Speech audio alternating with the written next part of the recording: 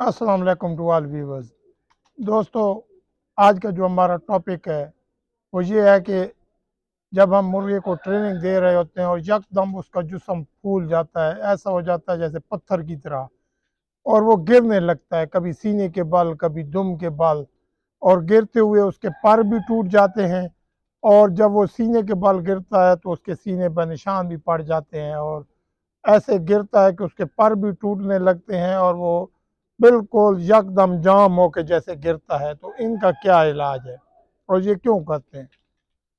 ये उस वक्त ऐसा होता है सीना पुल, जब एक मुर्गा जो है उसकी पूरी ट्रेनिंग ना हो और आप जो है उसको यकदम ही उसके ऊपर जोर लगाएं, उसको ट्रेनिंग दें, तो उस वक्त उसके मसल जो है वो पुल जाते हैं, पुल हो जाते हैं, और पुल होने के बाद जो है वो मुर्गा जो है गिरना शुरू हो जाता है। एक दूसरी चीज़ जो है, सारा साल जब मुर्गे खड़े होकर केजेस में या कोठरियों में बंद होकर खाते रहते हैं, तो उनकी दुम के नीचे जो है वहाँ पे जो जोड़ होते हैं, इसके नीचे जो जहाँ से गोश्त होती है थैली नुमा, वहाँ पे चर्बी बन जाती है और उनसे फिर जिस्म उठाया नहीं जाता।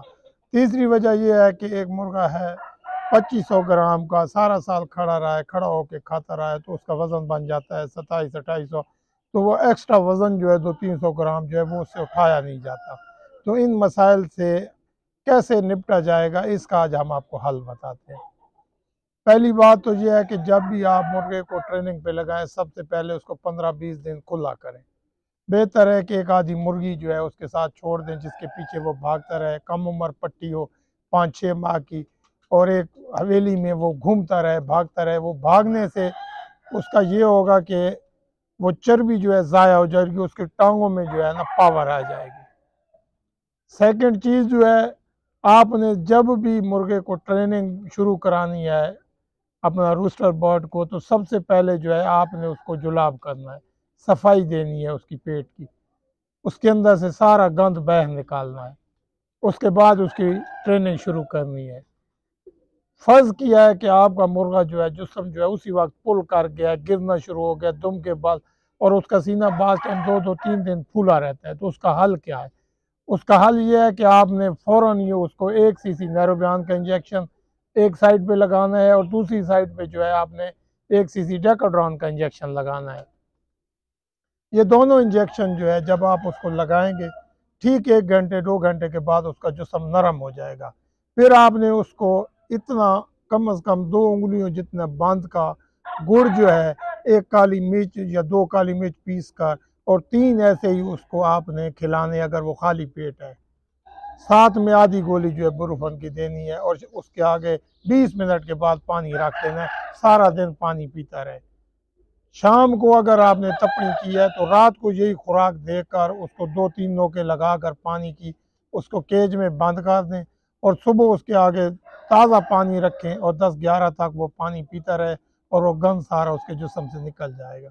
गंद से मेरी मुराद जो है, उसके अंदर जो एक्स्ट्रा चर्बी होती है, फासिद मादे होते हैं, वो एक तो वो जोर लगाता है, ऊपर से आपने इंजेक्शन लगाए हैं, आपने ब्रूफन दिया है, तो वो सारे फासिद मादे और चर्बी उसके जिस्म से खारिज होगी। जब उसके जिस्म की मुकम्मल फिटनेस हो जाएगी, तो मुकम्मल फिटनेस होने के बाद वो कभी भी नहीं गिरेगा। अगर ये सब कुछ करने के बाद भी आपका मुर्गा जो है फिर भी गिरता है, तो दैट मीन्स कि उसकी टांगों में कमज़ोरी है। वो कमज़ोरी जो है, हमने आपको अपनी प्रीवियस वीडियो में भी बताया है कि इंडराप डी नाम का एक इंजेक्शन मिलता है मेडिकल स्टोर से, उसको 10 सीसी दूध में मिलाकर रात को पिला दें। वो एक ही इंजेक्शन जो है काफ़ी रहेगा।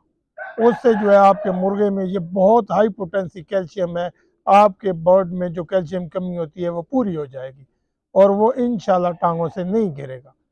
इसके बाद भी अगर वो गिरता है तो उसको आप 10 दिन जो है 1 सीसी रोज़ाना नैरोबियान का इंजेक्शन लगाएंगे।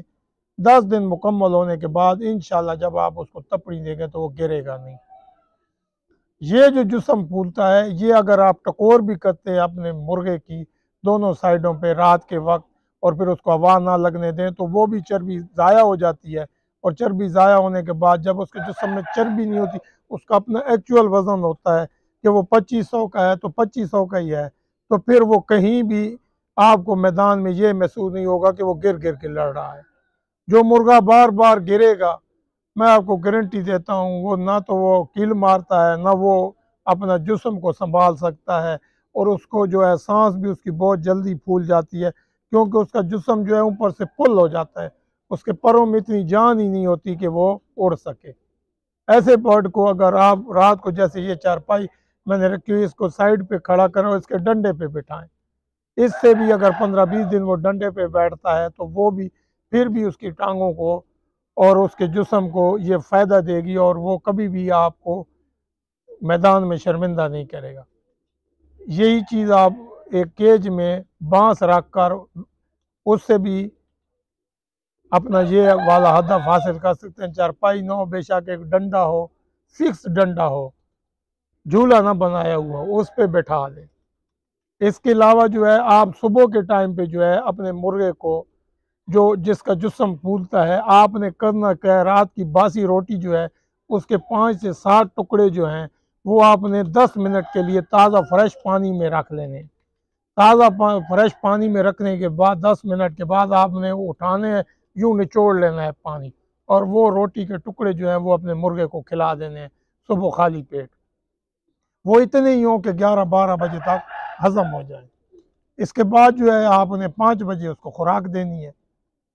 याद रखिएगा, जो मुर्गा सुबह ताज, जिसको मैलियां भी कहते हैं, अगर वो नहीं मारता तो इसका मतलब है उसका मैदा ठीक नहीं है।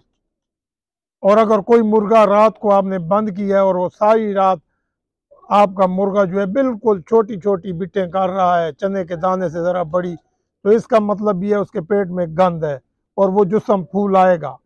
आपने करना यह है कि उसको तपनी देने से पहले उसकी बिटों का इलाज करना है। उसके लिए आपने ये करना है कि आपने एक छुआरा लेना है पंसार से, उस छुआरे को आपने पानी में भिगो कर रख देना है। सुबह रात को जो है आपने वो छुआरे में से वो जो गिटली है उसकी वो निकाल फेंक देनी है, और उसी छुआरे को उसको खिला देना है।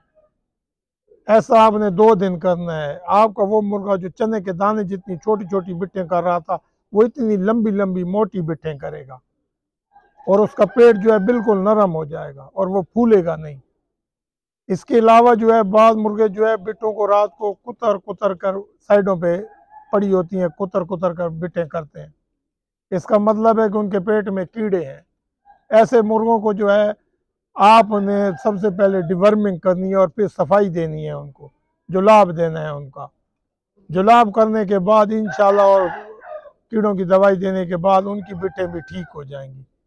ये जो बर्ड्स हैं ये हमको बता नहीं सकते, इनकी बिटों से ही आपने अंदाज़ा करना है कि ये ठीक है या गलत है, और इसके मुताबिक जो है दवाएं मैंने सारी आपको बता दी हैं। उम्मीद करता हूँ हमारी ये जो आज की वीडियो है आपको पसंद आएगी। पसंद आए तो लाइक और शेयर ज़रूर कर दीजिएगा। बहुत शुक्रिया। अल्लाह हाफ़िज़।